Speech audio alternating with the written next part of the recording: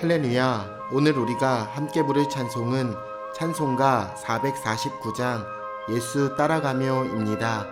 이 시간 함께 1절로 하나님을 찬양하며 나아가겠습니다.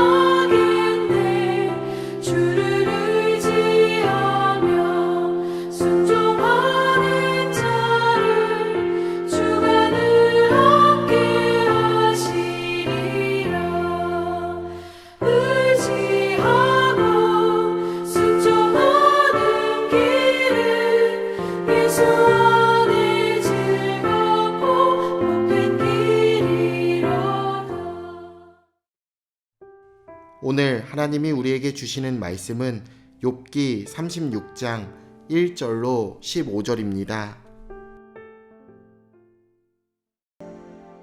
엘리후가 말을 이어 이르되 나를 잠깐 용납하라. 내가 그대에게 보이리니 이는 내가 하나님을 위하여 아직도 할 말이 있음이라.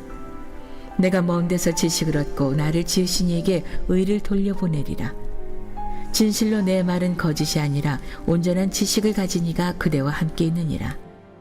하나님은 능하시나 아무도 멸시하지 아니하시며 그의 지혜가 무궁하사 악인을 살려두지 아니하시며 고난받는 자에게 공의를 베푸시며 그의 눈을 의인에게서 떼지 아니하시고 그를 왕들과 함께 왕좌에 앉히사 영원토록 존귀하게 하시며 혹시 그들이 족쇄에 매이거나 환난의 줄에 얽혔으면 그들의 소행과 악행과 자신들의 교만한 행위를 알게 하시고 그들의 귀를 열어 교훈을 듣게 하시며 명하여 죄악에서 돌이키시게 하시나니 만일 그들이 순종하여 섬기면 형통한 날을 보내며 즐거운 해를 지낼 것이요 만일 그들이 순종하지 아니하면 칼에 망하며 지식 없이 죽을 것이니라.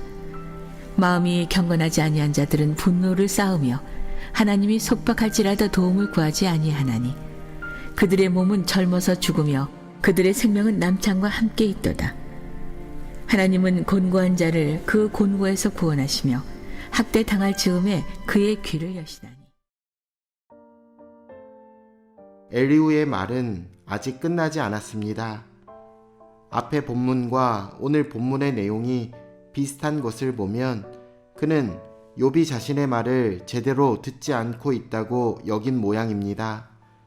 그래서 그는 자기 말에 권위를 더하기 위해 내가 하나님을 위하여 아직도 할 말이 있다라고 이야기합니다. 우리말 성경은 이 구절을 하나님 대신이라는 말로 번역하고 있습니다. 엘리후의 말들은 정말 하나님의 뜻과 하나님의 섭리를 대변하는 것일까요? 엘리후는 자기가 멀리서 지식을 가져왔다고 이야기합니다. 즉, 하나님이 지식을 주셨다는 이야기인데 이는 역으로 앞서 말한 사람들의 지식은 그렇지 않았다라는 뜻입니다. 이렇게 생각했기에 당당히 자신을 가르쳐 온전한 지식을 가진 이가 그대와 함께 있다라고 말할 수 있었을 것입니다. 참으로 자신감 있는 태도였지만 안타깝게도 그의 말들은 앞뒤가 맞지 않고 듣는 사람들을 화나게 만들었습니다. 그리스도인은 성경을 인용해 이야기를 할 때 매우 신중해야 합니다. 우리의 입을 통해 하나님의 뜻이 전달될 수도 있지만 자신을 돋보이게 하려는 교만함과 허영심이 드러날 위험도 있기 때문입니다. 엘리후가 묘사한 하나님은 강하고 의로우신 분이십니다. 사람은 강한 동시에 의롭기가 쉽지 않습니다. 강하면 편법을 쓰기가 쉽고 의로움을 지키려면 강함과 결탁해선 안 되기 때문입니다. 하지만 하나님은 완전히 강하시고 그와 동시에 완전히 의로우십니다. 그런데 우리는 이 구절만 떼어놓고 볼 것이 아니라 이 묘사가 어떤 맥락에서 등장했는지를 알아야 합니다. 엘리후는 이렇게 밑작업을 해놓고 의롭게 살다가 타락하여 결국 파멸하는 이의 운명에 대한 언급으로 논지를 이어갑니다. 이는 욥을 저격하는 흐름이었습니다.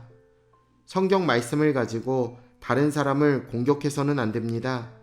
하나님을 빙자해 말하는 습관이 있다면 꼭 고치시길 바랍니다. 엘리후는 고난의 순기능에 대해 설명합니다. 하나님은 고난을 통해 사람이 무슨 범죄를 저질렀는지 깨닫게 하신다라고 이야기합니다. 또 그들의 귀를 열어 회개를 명하신다고 합니다. 엘리후가 욥을 어떻게 판단했는지 잘 알 수 있는 대목입니다. 욥도 완전 무결한 존재일 수는 없으나 욥을 덮어두고 죄인 취급하는 엘리후도 마찬가지입니다.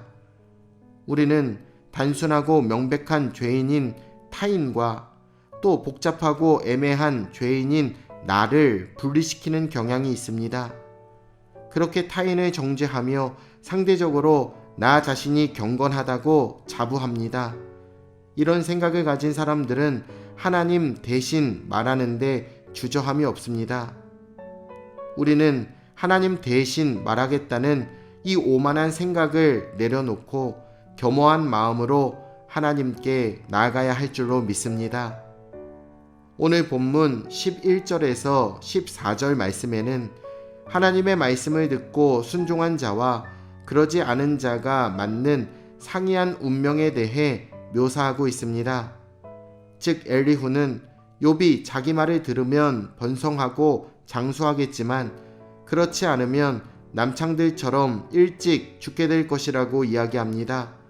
이런 모욕과 협박이 어디에 있습니까? 이런 말이 가능한 이유는 역시 하나님을 위하여 하나님을 대신하여 내가 한 수 가르쳐 주겠다라는 그 교만한 마음 때문이었을 것입니다. 자신의 위치가 하나님만큼 높아졌다라고 여기는데 여러분 못할 말이 어디에 있겠습니까? 그래서 그리스도인들은 서로 상처를 잘 주는 것입니다. 우리는 이렇게 잘못된 모습을 내려놓고 회개해야 합니다. 사려 깊지 못한 말로 상처 주었던 일이 떠오른다면 상대에게 용서를 구하고 하나님께 회개의 기도를 드리시길 바랍니다. 실제로는 막말을 하면서 하나님 대신 이야기한다고 자기 자신을 속였던 이 어리석음을 뉘우치시길 바랍니다. 우리는 서로 진실한 말과 애정어린 표현으로 상처를 보듬어 줄 수 있는 그리스도의 몸된 교회임을 기억하시길 우리 주 예수님의 이름으로 축원합니다. 내일 뵙겠습니다.